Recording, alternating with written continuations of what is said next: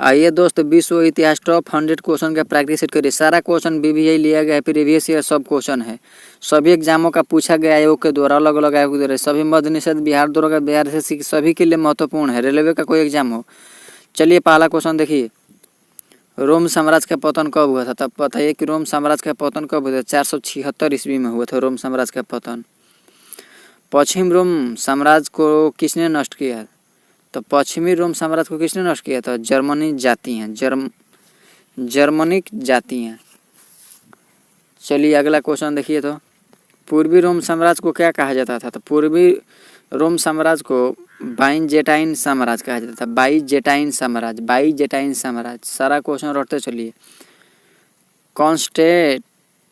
Constantinople आज किस नाम से जाना जाता था? तो इस्तांबुल। चलिए नेक्स्ट, रिपीट कर देना ताकि आपके दिमाग में सेट हो जाए। बाइजेंटाइन साम्राज्य का अंतिम शासक कौन था? तो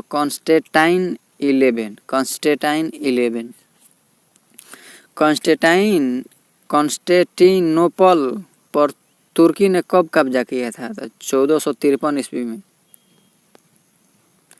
तुर्कों का नेता कौन था? तो मोहम्मद द्वितीय। इस घटना में कौन सा युग समाप्त हुआ था? तो मध्य युग। पुनर्जागरण का अर्थ क्या है? तो पुनर्जागरण का अर्थ है ज्ञान का पुनर्जन्म। पुनर्जागरण के जनक कौन थे? तो पुनर्जागरण के जनक पेट्रार्क थे। पुनर्जागरण के जनक कौन थे? तो पेट्रार्क। सारा क्वेश्चन भी यही। लियोनार्डो दा विंची किस देश के थे? तो ये इटली के थे। मोनालिसा चित्र किसने बनाया? तो Leonardo da Vinci. Michael angel किस कला के लिए प्रसिद्ध थे? तो मूर्ति कला। माइकल एंजल किस कला के लिए प्रसिद्ध थे? तो मूर्ति कला। सिस्टीन चैपल की छत किसने बनाई? तो माइकल एंजेलो।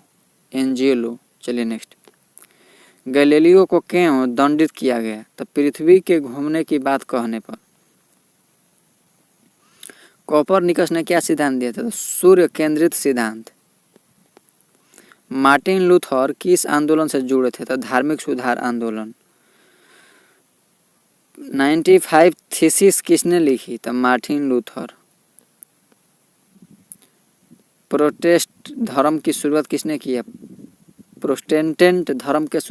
था Martin Luther. Roman Catholic church का प्रमुख कौन था? तो पोप। इंग्लैंड में चर्च का प्रमुख किसने बनाया गया? तो राजा हेनरी एट के द्वारा। इंग्लैंड की रानी एलिजाबेथ प्रथम किस युग से जुड़ी थी? तो पुनर्जागरण। चलिए नेक्स्ट, एलिजाबेथ किस से जुड़ी थी? तो पुनर्जागरण से। चलिए दोस्त, सारा क्वेश्चन भी यही लिया गया है।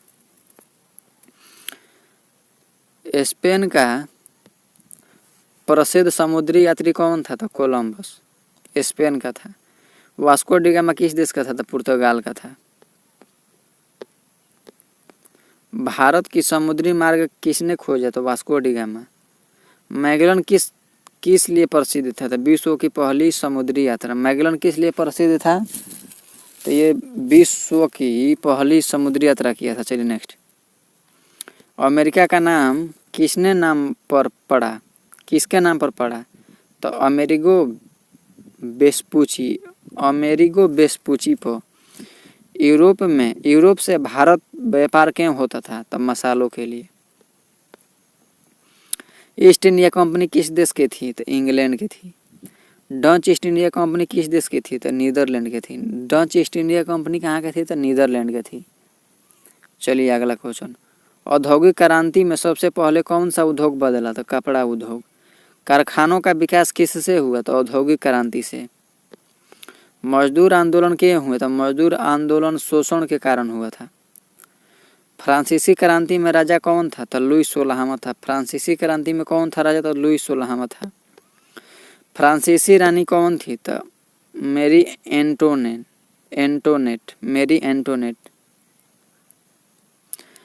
गिलोटिन क्या था? तो मृत्युदंड की मशीन। गिलोटिन क्या थी? तो मृत्युदंड की मशीन। फ्रांसीसी क्रांति में किसे फांसी दी गई? तो राजा लुईस 16वां को। फ्रांसीसी क्रांति में किसे फांसी दी गई? तो राजा लुईस 16वां को। जैकोबिन दल का नेता कौन था? तो रोबेस्पियर। चलिए नेक्स्ट। नेपोलियन बोनापार्ट कौन था? तो फ्रांस का सम्राट था। नेपोलियन बोनापार्ट कौन था? तो फ्रांस का सम्राट था। नेपोलियन को अंतिम हार कहाँ मिली थी? तो वाटरलू में नेपोलियन की अंतिम हार मिली थी। वाटरलू का युद्ध कब हुआ था? 1815 ईस्वी में हुआ था। वियना सम्मेलन कब हुआ था? 1815 ईस्वी में हुआ था। वियना सम्मेलन का उद्देश्य क्या था? तो यूरोप में शांति। वियना क्यों हुआ था? तो यूरोप में शांति के लिए वियना हुआ था। इटली का एकीकरण कब हुआ था? 1870 ईस्वी में। इटली का एकीकरण कब हुआ था? 1870 ईस्वी में।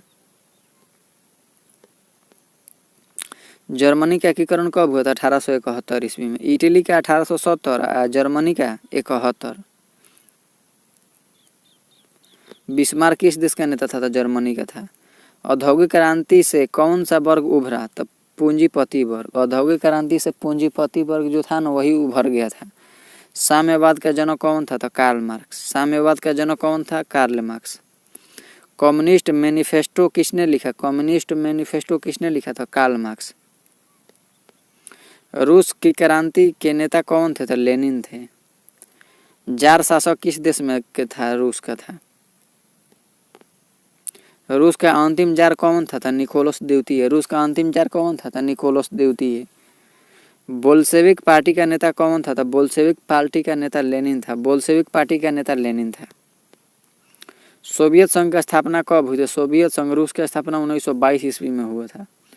1922 ईस्वी में हुआ था सोवियत संघ की स्थापना। नेक्स्ट। स्टालिन किस देश का शासक था? तो रूस का था। स्टालिन किस देश का शासक था? तो रूस का था। फांसीवाद किस देश में पैदा हुआ था? फांसीवाद कहाँ हुआ था? तो इटली में हुआ था। फांसीवाद का नेता कौन था? मुसोलिन था। मुसोलिनी। नाजीवाद किस देश में पैदा हुआ था? जर्मनी में नाजीवाद हुआ था। हिटलर की आत्मकथा क्या थी? तो माइक काम्फ। हिटलर की आत्मकथा क्या थी? तो माइक काम्फ। प्रथम विश्व युद्ध के बाद कौन सा देश कमजोर हुआ था? जर्मनी। प्रथम विश्व युद्ध के बाद जर्मनी जो था वही कमजोर हो गया था। हिटलर किस वर्ष सत्ता में आया था? तो 1933 ईस्वी में हिटलर सत्ता में आ गया था। 1933 ईस्वी में हिटलर सत्ता में आया था। नेक्स्ट। द्वितीय विश्व युद्ध का तत्कालिक कारण क्या था? तो पोलैंड पर जर्मनी का आक्रमण। पोलैंड पर जर्मनी का आक्रमण। द्वितीय विश्व युद्ध में मित्र राष्ट्र कौन थे? तो अमेरिका, ब्रिटेन और रूस। मित्र राष्ट्र कौन थे? तो अमेरिका, ब्रिटेन और रूस। चलिए धुरी राष्ट्र कौन थे? देखिए मित्र राष्ट्र थे अमेरिका, ब्रिटेन और रूस। धुरी राष्ट्र कौन? रूस मान वही सोवियत संघ। धुरी राष्ट्र कौन कौन थे? तो जर्मनी, इटली और जापान क्या थे? तो ये धुरी राष्ट्र थे क्योंकि दो गुट में बट गया था। तो एक मित्र राष्ट्र और एक धुरी राष्ट्र। चलिए नेक्स्ट। जापान ने किस पर हमला किया जिससे अमेरिका युद्ध में आया? तो पर्ल हार्बर। जापान ने किस पर हमला किया जिसने अमेरिका युद्ध में आया था? तो पर्ल हार्बर पर हमला हुआ ना, बस अमेरिका युद्ध में आ गया था। पर्ल हार्बर पर हमला कब हुआ था? तो 1941 ईस्वी में हुआ था। कब हुआ था? 1941। संयुक्त राष्ट्र चार्टर कब बना? तो 1945 ईस्वी में बना था। संयुक्त राष्ट्र का उद्देश्य क्या है? तो विश्व शांति। नाटो क्या है? तो सैन्य संगठन। नाटो क्या है? सैन्य संगठन। नाटो कब बना? तो 1949 ईस्वी में नाटो बन गया था। वार्सा पैक्ट किसने बनाया? तो वार्सा पैक्ट रूस बनाया था।